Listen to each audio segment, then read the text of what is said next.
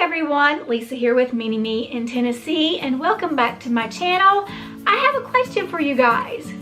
Have you done your research regarding weight loss surgery? Just keep watching. Yes guys, today is sort of a sit down just discussion video regarding weight loss surgery in general for anybody that may be watching that is considering weight loss surgery. I know I have a lot of new subscribers, some of which are considering weight loss surgery, so I kind of thought this might be a good video to post since there are so many newbies out there in Mini Me in Tennessee land. So the question that I proposed to you was, have you done your research regarding weight loss surgery?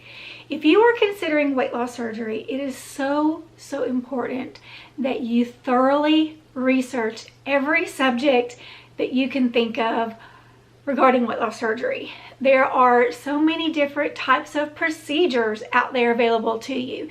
You need to research all of them and discuss with your surgeon which one is going to work best for you.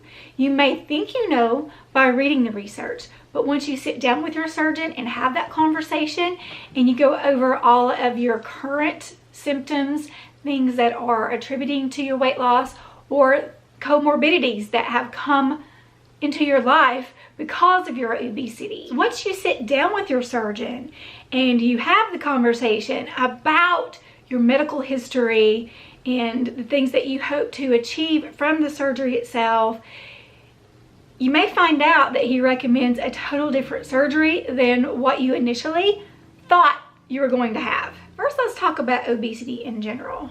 Like I said, I do have a lot of new followers, even those that are not necessarily interested in weight loss surgery, because I did bring over a lot of folks in regards to my lifestyle videos.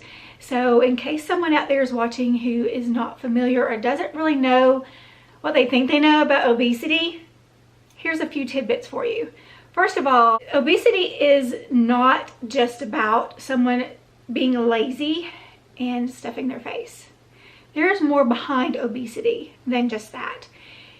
It's a disease, and a lot of us have this disease because of other underlying issues in our life, such as depression, anxiety, eating disorders, binge eating. There's all sorts of different reasons why obesity is not just about being lazy and stuffing your face. There's so much more to it than that.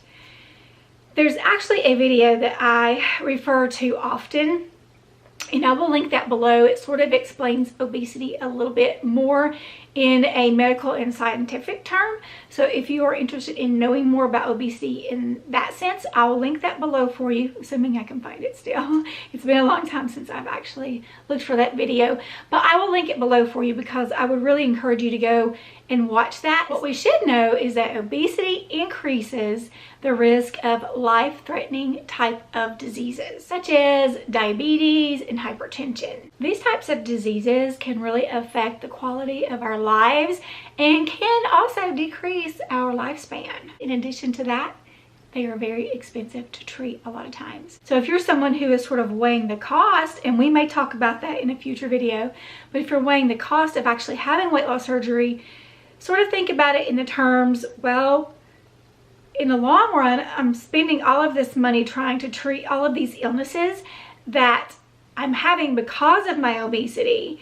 So if I'm no longer obese, those illnesses may, I'm saying may, because there's a higher percentage chance that they will go away, but not always 100% chance. So the chances are greater, but we can't really say for sure. But think about the money that you're spending on treating those diseases, and then the money that you might spend to have the weight loss surgery, and then those diseases going away and you no longer having that medical expense for many years to come. Bariatric surgery gives us a chance. Those of us who have been battling weight loss for years and years and years, who may have some success with some sort of a diet, but then what happens? Once you stop that diet and you go back to your normal way of eating, you're going to gain weight again. And chances are you're going to gain back all the weight you lost on that diet and then some. That's why diets don't work, guys.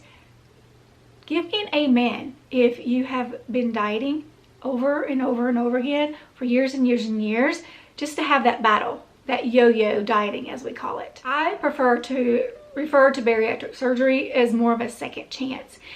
It gives you a tool in order to get a massive amount of weight off of your body and gives you the time to sort of change your habits and change your lifestyle. So when you get to your goal weight or your maintenance weight, you take all of the things that you have learned over the past year and a half that you've gone through the weight loss phase, take those into your new normal lifestyle and continue to maintain your weight in a healthy way instead of having to refer back to all of that yo-yo dieting that we've done in the past. I mentioned before that there are different types of procedures available in regards to bariatric or weight loss surgery. The type of surgery that I had is called gastric bypass or RNY or Roux-en-Y. Many different names. A lot of these different types of procedures do have nicknames and so on and different medical terminology for what they are. But for me personally, for gastric bypass, I had my surgeon go in and he decreased the size of my stomach from the size of a football to the size of an egg, basically. And in addition to that, he rerouted my intestines in a way that when the food does leave my tummy, I'm not absorbing all of the carbs and fats and things that are bad for me in the food. In turn, I'm also malabsorbing some things that are good for me. So I have to take vitamins in order to make up for that. Gastric bypass is just one procedure in the various procedures available in bariatric surgery.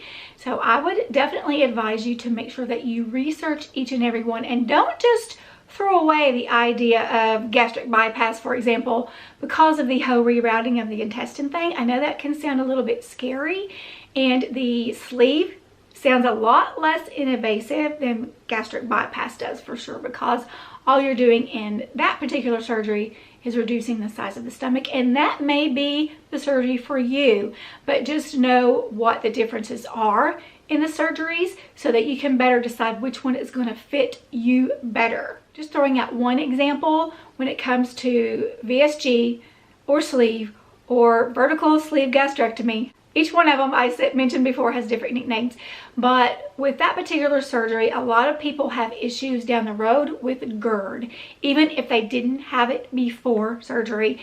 And I think it has something to do with the way that the stomach is shaped.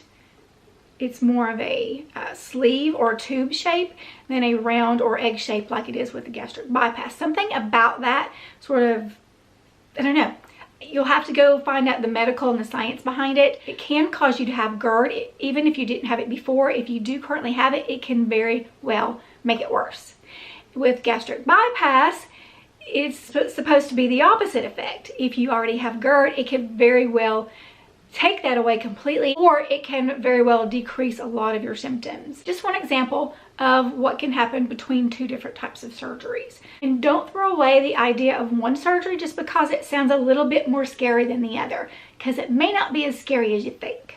I have an example of something that I want to share with you, and this is for gastric bypass in particular. Since I did have gastric bypass, I wanted to use these particular percentages based on what I know more. So first of all, I want to read this to you.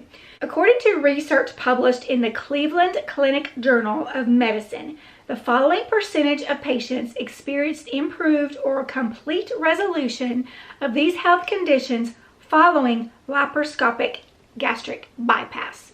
So guys, just losing weight is not all of the benefits you might receive from weight loss surgery. Let's take a look at this graphic. 55% of people that have had gastric bypass have had a decrease in depression. 57% a decrease in migraines. 74 to 98%. Can you believe that? That number is amazing. Have had reduced obstructive sleep apnea. That has happened for me personally. 82% have had reduced asthma symptoms. I can also attest to that. That is probably one of my most loved benefits from having the gastric bypass, is that my asthma is so much better. 63% have seen a decrease in their cholesterol levels. 72 to 98%, here we are talking about GERD with gastric bypass. That's an amazing number as well. 41 to 76% degenerative arthritis, and then 83% type 2 diabetes. Guys, if you have diabetes, I have heard so many amazing testimonials about how they were completely cured of their diabetes after having gastric bypass. I did not have diabetes at the time that I had my surgery, but I can definitely tell you it was in my future because it was a genetic thing in my family that usually came about in the 60 age range. It was a very high chance that I would have developed diabetes had I not done something about my obesity. And we'll go back to the GERD. I get this testimonial from my followers all the time that had the sleeve. I'm not trying to knock the sleeve. I just want you guys to understand, because GERD is a big thing. I hear it all the time in my comments. I'm getting a revision to gastric bypass from my sleeve because of GERD. I hear it all the time. All the time. If you don't have GERD now and you want to have the sleeve, it may not be an issue for you, but just know it could be. It could be. And it could be so bad that you end up needing a revision.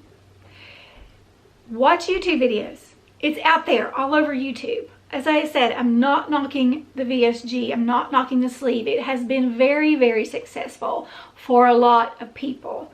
But there is a significant risk of you developing GERD or making it worse if you have that particular surgery.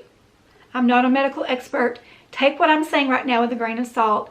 I'm just telling you what I'm hearing from my followers and what I'm seeing on YouTube. And the discussion that I had with my surgeon, because I had initially decided to have VSG and then switched over to gastric bypass simply because I had a discussion with my surgeon about my GERD, and we decided that would be a better procedure for me. Initially, I was afraid of gastric bypass because of the intestinal rerouting. And guys, I only have my own particular experience and opinions to share with you in that regard. As I mentioned, I am not a medical expert, but I don't feel any different having my intestines rerouted. I don't feel any different. I still feel like the same person. In the beginning, things were a little bit weird when it came to digestion, and I'll leave that to the imagination. But over time, things sort of returned back to normal, or they did for me. A lot of my other followers can pop in the comments below what their experience has been with that. I don't know, for some reason when I heard rerouting the intestine, that just sounded terrible to me. It sounded awful to me. It sounded like I was going to feel different for some reason. I don't know, but I don't. So, as I said, don't throw away the idea of a different procedure based on it sounding scary. Talk to your surgeon about it. Talk to people that have had that particular surgery and let them tell you based on their personal experiences. I recommend that for you. But yeah, it really wasn't that much different. And the thing that it gave me having gastric bypass over having the sleeve too is the sleeve, you just get restriction. With gastric bypass, you get restriction and malabsorption. So I'm not absorbing all of the fat and calories that are ending up in my intestinal tract. That being said, have you done your research? If you have, or you think you have, you might need to do more, right? Based on this video today. Be sure that you research everything. You want to know all of the complications that can happen, all of the symptoms, and the first year and a half of your surgery. You're going to know what's going to go on because it's hard. It's not the easy way out. It's hard.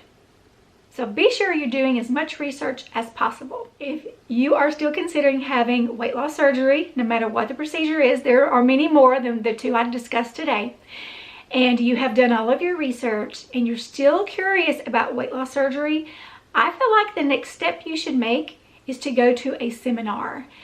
Go online, look at the different bariatric programs in your area, and look at reviews on the surgeons. Look at their past. Usually on their website they will have all of their history, and you can meet with more than one. Typically they will do a free consultation in the beginning. Meet with more than one until you get the one you're comfortable with. But I would suggest going to a seminar. A lot of these bariatric programs will host a seminar a couple times a week. All you have to do is call them up and say, hey, I'd like to attend a seminar, and they'll get you scheduled, or you may even be able to do it on their website. For anybody that's local here around the Knoxville, East Tennessee area, and you don't even have to be local, my surgeon gets people from all over the United States because he's that good. He's that good. He's no longer with New Life Bariatric Center where he was when I started. He's with Tanova something, and I will link it down below in case you're in the area and you want to check him out. His name is Dr. Stephen Boyce, and he was amazing. One final thing, if you are interested more about my particular history and weight loss, I will have some stats for you in my description box below, but I urge you to go watch all the videos because I did start my journey just as soon as I decided to have the surgery. And there's lots of other information in the past 3-4 years I've been posting here on YouTube. Thank you guys so much for joining me today. Don't forget to comment below for these newbies and your thoughts and something that you want to say to them in regards to if they're thinking about having weight loss surgery. Give them a little bit of your experience. I'm sure they would love to know. Thanks again guys so much for joining me today. If you are not already subscribed to my channel, please be sure to do so before you head out, and I will see you guys in the next one.